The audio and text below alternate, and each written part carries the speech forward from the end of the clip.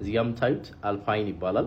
የፋን ቶክን ነው፣ የፎርሙላ 1 ፋን ቶክን ነው። ከ0.5 ወደ $5 ደርሷል። አሁን እንደምታዩት ኦልሞስት ወደ $6 ገብቷል። ከ10x በላይ ነው ያደረገው። በዚህ ሰዓት ፋን ቶክኖች ጥሩ እንቅስቃሴ እያሳዩ ነው። ይህ ብቻ ሳይሆን ሌላ አንድ ምሳሌም ላሳያችሁ። ሌላ ሁለተኛ ደና ፓምፕ ያደረገ ደግሞ ኦጂ ነው። ይህም የፋን ቶክን ነው። ከ$1 ከምናምን ኦልሞስት አሁን ባለበት ዋጋ 18 ነው፣ እስከ $25 ድረስ ሂዶ ነበር። ይሄ ደግሞ ወደ 23 እጥፍ ነው ያደገው። ስለዚህ ያለውን እንቅስቃሴ አይተን ምን አይነት ኮይኖችን ብንገዛ የተሻለ ነው የሚለው እስኪ የተወሰኑትን እንይ። ለምሳሌ አሁን እዚህ ጋር የምታዩት የማንቸስተር ሲቲ የፋን ቶክን ነው። ከ$53 አሁን ያለው 0.9 ነው። ይህም ብቻ ሳይሆን የኤስ ሚላንን የፋን ቶክንን ብታዩት ከ$25 አሁን 0.8 ነው ያለ።